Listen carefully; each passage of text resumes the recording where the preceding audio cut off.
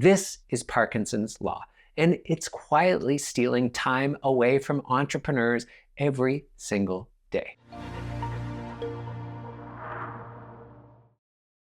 Hi there, Kelsey Toner here, the founder of Guest Focused Tour Business Coaching, where every day myself and our team of incredible tour and activity business coaches are helping you build a thriving, profitable business. Welcome back to our series on tour business owner productivity. Here we're talking about the down-to-earth, practical, no-nonsense ways that you can get more done, how you can manage your time more effectively, and make sure that you're focusing on the most important tasks in your business. In today's video, we're going to explore Parkinson's law. Simply put, have you ever given yourself all afternoon to accomplish some task, and it took you all afternoon, but then another day, when you only had 45 minutes before a deadline, you were able to accomplish that same task in a fraction of the time? Well, that's not a coincidence. It's actually a law that has been studied. A lot of tour business owners run their days with an endless to-do list and no real constraints. And that's exactly why work expands to fill every available hour, leaving us often very tired, behind, and wondering where the day went. Well, today we're going to explore how constraints actually can make you more productive, not less, and how to use time limits to get more done in the same amount of time. So who is this Parkinson fella? In 1955, a British historian named Northcote Parkinson wrote an essay that opened with this line: "Work expands so as to fill the time available for its completion." He was writing about bureaucracy at the time, but the observation applied to a lot of things, and it's going to apply to running a tour or activity business. Think about how you approach tasks. If you give yourself a week to update your website or write some copy, let's say, for your website, then it can take a week. If you give yourself 2 hours for that very same task, and we're disciplined about it, we can often accomplish and get very similar results in just those 2 hours. The output is often the same, but one costs you 5 days more. This is Parkinson's law, and it's quietly stealing time away from entrepreneurs every single day. But why is this the case? Well, here's the psychology behind it. When we have unlimited time, we make unlimited compromises. We overthink, we tinker, we second guess, we procrastinate, we get distracted, and we come back. We polish things that maybe don't need polishing. But when time is scarce, something shifts. A different part of our brain activates. We have to prioritize, we have to triage, we have to decide what's essential and what's noise. We stop perfecting and start finishing. The constraint doesn't limit our output, it focuses it. In the Guest Focused Tour Business Coaching Program, one of our most common sayings is progress over perfection. Don't let perfect be the enemy of the good. A lot of modern productivity research backs this up. Studies on deadline psychology show that moderate time pressure actually improves performance on creative and cognitive tasks. Too much pressure can create stress.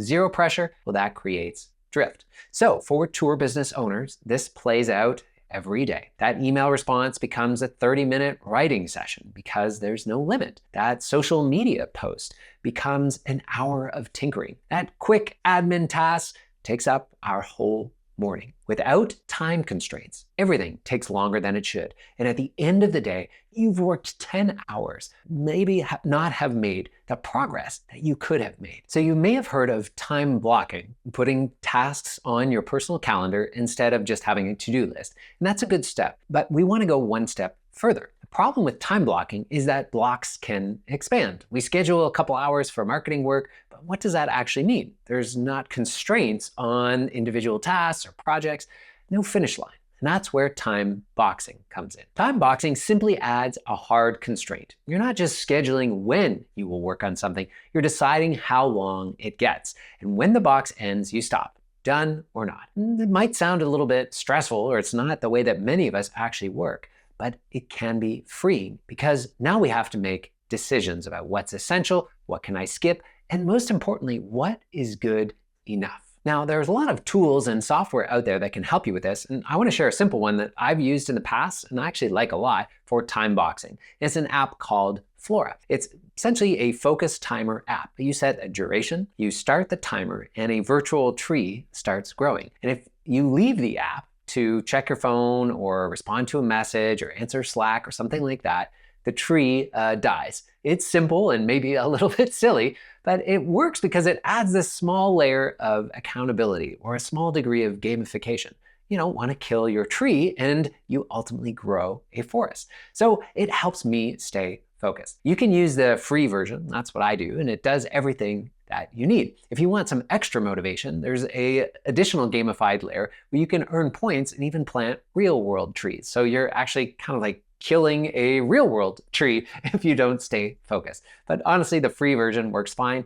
And I encourage you to explore some other software solutions out there. So here's how I actually use it. I set my time box, maybe it's 25 minutes, 45, 60 minutes, depending on the task, and I start the timer. Phone goes face down, and I work until that timer ends. The other thing that I love using the Flora app for is that I'm notoriously bad at getting up and moving around when I'm at my computer. I can sit there for 3 hours, 4 hours without realizing it. So for me, the Flora doubles as a reminder to stand up, stretch, move around, get some water, get some tea, and maybe kind of reset before that next block. That physical break also matters more than most people realize. Our brain needs pauses to consolidate and recharge, and moving our body around can really help make a difference when we want to be productive, right? So time boxing isn't just about focus, it's also about sustainable focus over the course of your day. Some of you may have heard about the Pomodoro technique, which is 25 minutes of work and then a 5-minute break. And that's one version of time boxing. Some people love it. Personally, I find 25 minutes to be a bit constrained. It's sometimes a little bit short for that deeper work that we sometimes need to do.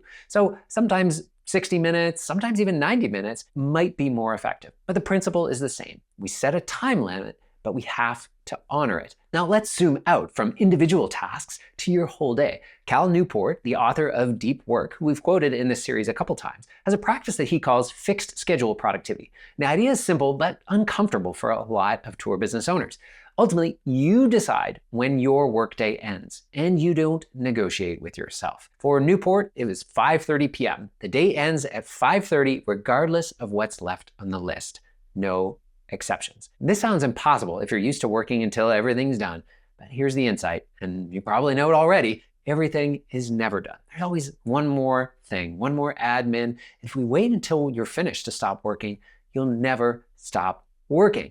Fixing your schedule forces a different kind of discipline. You have to be ruthless about what gets your time, and you can't say yes to everything. We can't waste a couple hours a day on a task that might only deserve 30 minutes. The constraint creates that clarity, but we don't want to just apply that to those individual tasks, but bring some of that discipline to the end of your day. Using these types of hard stops forces you to respect your own time. And when you respect your time, you start protecting it. I want to also address the fear that sometimes come up for tour business owners when they hear this. What if I miss something important? What if a team member needs me? Or what if I fall behind?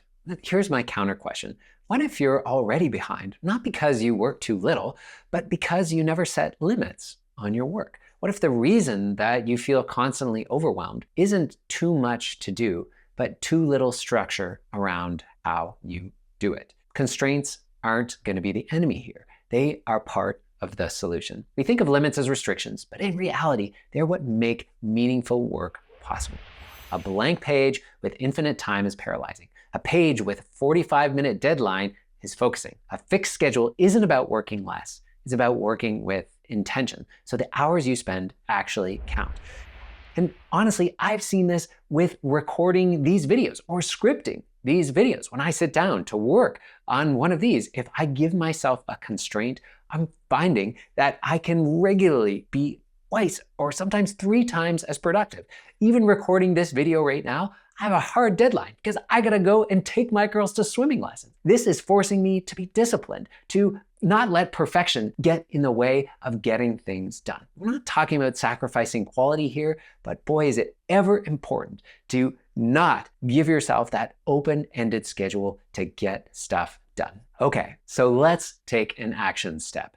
First and foremost, I'd recommend exploring a focus timer app on your phone, because this is a great way to get the feel of what this is like. It's going to give you a simple timer. You'll be able to adjust that time. So I would check out Flora, set specific time boxes. In another video, we're going to talk about how this can work with your calendar. But the big takeaway here is when that timer ends, I'm encouraging you to have the discipline to actually stop working on that task. Don't just extend it. Second, decide on that hard stop. What time does your workday end at more of a macro level? Pick a time and try to commit to it for 1 week. See what shifts when you know that I can't just work later to catch up, or maybe I'll pull up my laptop and do some work in the evening. Finally, tomorrow morning, time box your top 3 tasks. Don't just schedule them, but assign each one a specific duration, 45 minutes, 60 minutes, whatever makes sense. And when that timer ends, we gotta move on. So if you're watching this and you're realizing that, hey, a lot of my days don't have a real structure, they don't have these types of boundaries or constraints, there's just a lot of reaction, well, you're not alone. This is one of the most common patterns that we see with the tour operators we work with. In fact, I'd love to personally invite you to book a free 45-minute strategy call with one of our exceptional tour business coaches. These are folks who've been in the industry for 10 years, 15 years, 20 years, who've walked the path that you are looking to walk. They've had to figure out how to be more productive with their time. These calls are free and they're a great way to meet some of our team. Before you go, I'd love to hear about your experience with these types of constraints in the comments down below. Is there an app or a tool that you recommend? We'd love to hear from you. If you're finding this series on productivity useful, it would mean the world to me if you could share it with a friend, a colleague, post it in a group. All of that are small ways, small gestures that you can make to let people know about the work that we're doing here. Thanks so much. It's great to have you here, and we'll see you in the next video.